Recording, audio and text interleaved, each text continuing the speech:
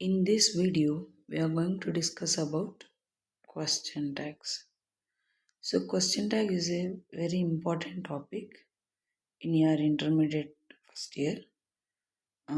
దీనికి 1 మార్క్ ఉంటుంది అండ్ మనం ఆ 1 మార్క్ని ఈజీగా గెయిన్ చేసుకోవడానికి ఉండే ఒక మెథడ్ని ఇప్పుడు నేను మీకు ఎక్స్ప్లెయిన్ చేసి చెప్తాను. ఫస్ట్ అసలు క్వశ్చన్ ట్యాగ్ అంటే ఏంటంటే it is a type of question from which is added at the end of a statement. అంటే మనకి ఏదైనా ఒక స్టేట్మెంట్ ఇలాగ ఇచ్చారు కదా, ఇలాంటి స్టేట్మెంట్స్కి వెనకాల ఎండింగ్లో వచ్చే ఆ ఫామ్ని ఏదైతే ఉంటుందో దాన్ని క్వశ్చన్ ట్యాగ్ అంటాము. ఇందులో 2 టైప్స్ ఉంటాయి, పాజిటివ్, నెగిటివ్.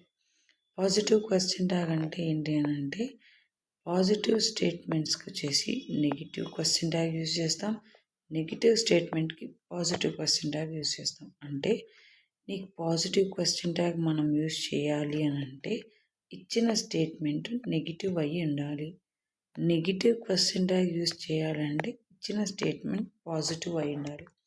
అసలు ఈ పాజిటివ్ నెగిటివ్ అంటే ఏంటి అంటే ఏదైనా సరే మనకిచ్చిన స్టేట్మెంట్లో నాట్ అనే వర్డ్ ఉంది అంటే అది నెగిటివ్ స్టేట్మెంట్.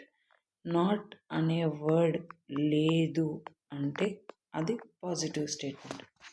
సో ఇది ఒక వర్షన్, ఇది మాత్రమే కాదు, ఇది వన్ ఆఫ్ ది వర్షన్స్ అన్నమాట. సో ఇక్కడ ఇంకొకటి ఏంటంటే హెల్పింగ్ వర్బ్ అనేది చాలా ఇంపార్టెంట్ క్వశ్చన్ ట్యాగ్స్లో. ఇప్పుడు ఒక ఎగ్జాంపుల్ చూద్దాం. First example, you can't speak Tamil. మనకు సెంటెన్స్లో ఈ హెల్పింగ్ వర్బ్ ఉండే పార్ట్ ఏదైతే ఉంటుందో it is the most important part. ఇక్కడ ఏమి ఇచ్చారండి, కెనాట్.